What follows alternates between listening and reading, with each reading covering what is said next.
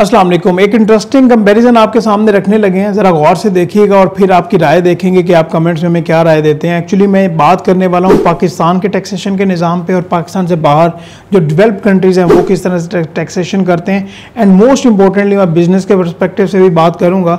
अगर पाकिस्तान की बात की जाए इंडिविजुअल्स की और कंपनीज़ की, तो अभी बाहर भी जाएंगे, पहले पाकिस्तान की बात कर लें तो 29% कंपनीज़ पर टैक्स है। और पाकिस्तान की गवर्नमेंट ने ये डिसीजन किया कि पाकिस्तान को गुर्बत से बचाने के लिए 10% कंपनीज़ पे और टैक्स लगा देते हैं, 39% टैक्स रेट कर देते हैं कंपनीज़ के लिए। और इंडिविजुअल्स की बात की जाए तो पहले 12 लाख तक टैक्स नहीं था इंडिविजुअल्स पे, और अभी गवर्नमेंट ने वहाँ पे फिर यू टर्न लिया और 6 लाख तक टैक्स नहीं है, 6 लाख से ऊपर जो है वो टैक्स देना पड़ेगा। ये तो बात हो गई पाकिस्तान में इंडिविजुअल्स की और कंपनीज़ की। 39% कंपनीज़ के लिए और इंडिविजुअल्स के लिए टैक्स स्लैब्स डिफरेंट है।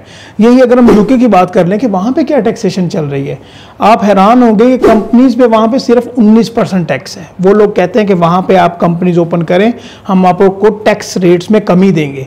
और वहाँ पे इंडिविजुअल पे किस तरह से टैक्स लग रहा है, जिसकी एनुअल टैक्सेबल इनकम 12,500 से 500 पाउंड से ज़्यादा होगी, उसके ऊपर 20% से टैक्स स्टार्ट होगा। और फिर इसी तरह बढ़ते बढ़ते जिसकी इनकम 1.5 लाख पाउंड से ज़्यादा होगी, उसके ऊपर 45% का टैक्स लगेगा। आप ज़रा से यहाँ पे कंपैरिजन देखें कि इंडिविजुअल पे कितना रेट लग रहा है 45% का, और कंपनीज पे कितना टैक्स लग रहा है यूके में 19% का। और ये आज नहीं, काफ़ी टाइम से 19% ही चल रहा है, वहाँ पे कोई सुपर टैक्स नहीं है। और अगर कोई भी पर्सन पाकिस्तान से बाहर, चाहे वो पाकिस्तान का रेजिडेंट है या नहीं है, पाकिस्तान का शहरी है या नहीं है, अगर वो पाकिस्तान में इन्वेस्टमेंट करना चाहता है और जब उसको पता चलेगा कि सुपर टैक्स को मिला के यहाँ पे तो 39% बनता है, क्या वो यहाँ पे वो कंपनी ओपन करेगा? बिल्कुल नहीं करने वाला।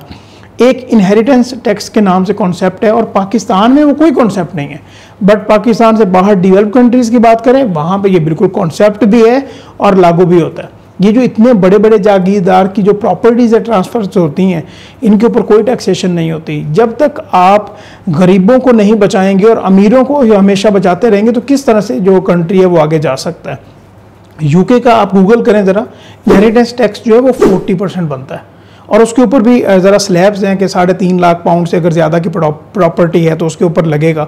लेकिन वो पाकिस्तान में भी आप इस तरह की स्लैब्स बना सकते हैं, लेकिन पाकिस्तान में कोई इनहेरिटेंस नाम की टैक्सेशन नहीं है। अगर आप इस तरह की टैक्सेशन में जाएंगे तो फिर ही कंट्री आगे जा सकेगा, अदरवाइज़ तो हमेशा ये जो टैक्सेशन का निज़ाम लगता है, जो कि बजट की बात की जाए तो 7 ट्रिलियन से भी ज़्यादा, 7 ट्रिलियन बजट एक्सपेक्टेड था, और IMF ने कहा नहीं जी आप इसको 7.4 ट्रिलियन करें, आपने पाकिस्तान का जो अच्छा खासा जो है ना पसीना और खून निचोड़ना है, 7.4 ट्रिलियन का टारगेट रखें और आपने इतनी टैक्स की जो है ना वो कलेक्शन करनी है। वो कहाँ से कलेक्शन होगी इतनी ज़्यादा, मुझे बताएं।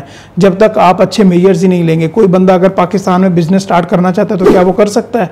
यही बंदा अगर पाकिस्तान से बाहर यूके में बिजनेस स्टार्ट करना चाहे, वो कहते हैं आए बिस्मिल्लाह यहाँ पे इन्वेस्टमेंट करें, 19% टैक्स है, हम आपको यहाँ पे रियायत देंगे। इंडिविजुअल के लिए ज़्यादा है और कंपनीज के लिए कम है। इसी तरह US की बात कर लें तो वहाँ पर 2-3% का गैप है। तो आपको एटलीस्ट ये देखना होगा कि पाकिस्तान के नेट में कितने लोग हैं जो कैश पे ट्रांजैक्शंस कर रहे होते हैं, कितने बिजनेसेस हैं। आप ज़रा गिने, टेक्सटाइल की सॉरी मैं बात कर रहा हूँ, कंस्ट्रक्शन की बात कर लें, रियल एस्टेट की बात कर लें, तकरीबन सारी जो ट्रांजैक्शंस हैं वो कैश पे हो रही होती है। भाई इसको डिजिटल कन्वर्ट करें ना, इनको टैक्स के अम्ब्रेला में लाएं। जब तक आप इस तरह के मेजर्स नहीं लेंगे, बड़े बड़े आप कह लें कि बहुत बड़े जो जागीरदार हैं जो टैक्स से बच रहे होते हैं, वो अदरवाइज इस तरह से कंपनी जो कंट्री है वो आगे नहीं जा पाएगा। तो आई होप कि आपके लिए ये जो वीडियो है, ये शॉर्ट वीडियो आपके लिए यूज़फुल रही हो, और ये शेयर भी ज़रूर कीजिएगा और अपनी राय भी ज़रूर दीजिएगा कि आपको ये कंपैरिजन कैसे लगा, और इनहेरिटेंस जो कॉन्सेप्ट मैंने आपको बताया कि टैक्सेशन का वो किस तरह से लागू होना चाहिए, उसके बारे में भी ज़रूर इनपुट दीजिएगा। इंशाल्लाह नेक्स्ट वीडियोज़ में बात करते हैं। अस्सलाम वालेकुम।